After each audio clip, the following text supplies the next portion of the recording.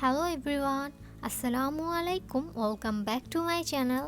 আজকে যে রেসিপিটি আমি আপনাদের সাথে শেয়ার করব সেটা অলরেডি আপনারা আমার থাম্বনেইল এবং টাইটেল দেখে বুঝে গিয়েছেন। তাও আমি বলছি, আজকে আমি আপনাদের সাথে রামেনের রেসিপিটি শেয়ার করব। বেশ কয়েকদিন ধরে আমরা খুব রামেন চ্যালেঞ্জ দেখে হাঁপিয়ে গিয়েছি, তাই আজকে আমি আপনাদের সাথে শেয়ার করব যে কিভাবে আমি এই স্পাইসি রামেনটিকে আমার খাওয়ার জন্য রেডি করেছিলাম। আমি অনলাইন থেকে 3টি ফ্লেভারের রামেন অর্ডার করেছিলাম। তার মধ্যে আমি 2x স্পাইসি রামেনটাই আজকে ট্রাই করব। যেহেতু আমার ঝাল খুবই পছন্দ, তাই আমি ফার্স্টে ওই রামেনটাই টেস্ট করব। আর যারা একদমই ঝাল খেতে পারেন না তাদেরকে বলবো 2x স্পাইসি বাদে আপনারা বাকি দুটো রামেন অবশ্যই ট্রাই করবেন।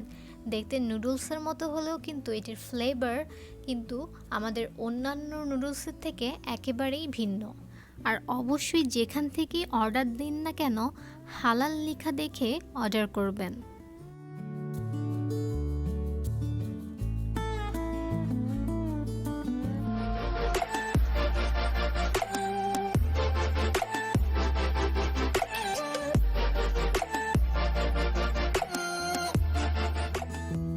এখানে আমি 600 ml এর মতো পানি নিয়েছি। তারপর এই পানিটা যখন আমাদের ফুটে উঠবে তখন আমরা এখানে নুডলসটি দিয়ে দিব। নুডলসটিকে অবশ্যই একদম টাইম অনুযায়ী 5 মিনিট সিদ্ধ করতে হবে, এর বেশি কিন্তু সিদ্ধ করা যাবে না। 5 মিনিটের মতো হয়ে গেছে, এখন এই নুডলসটিকে আমরা নামিয়ে নিব। আর এই পানিটি কিন্তু আমরা ফেলে দিব না।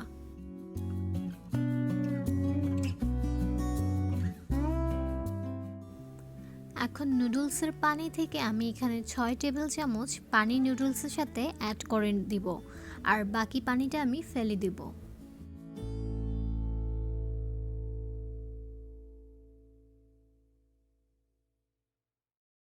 এখন চলে যাব আমাদের চিকেনটা রেডি করতে। এখানে আমি বুকের মাংস নিয়ে নিয়েছি।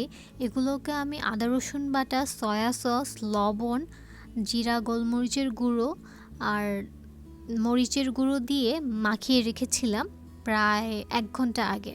এটাকে জাস্ট এখন আমি তেলে ভেজে নেব।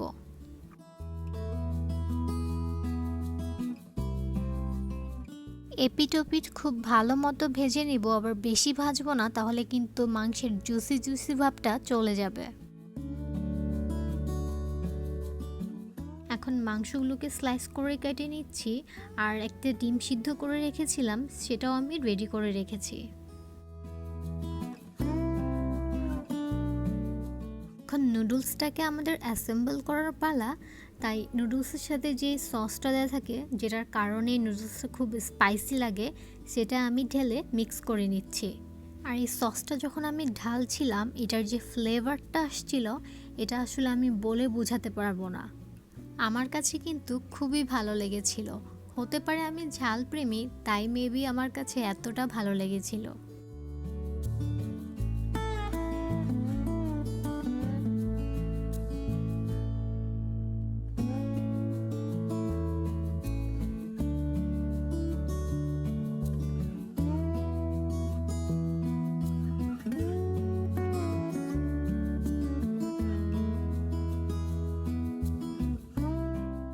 লাস্টে দিয়ে দিচ্ছি সে আরেকটি প্যাকেট, যেটা আমাদের রামেনের সাথেই ছিল।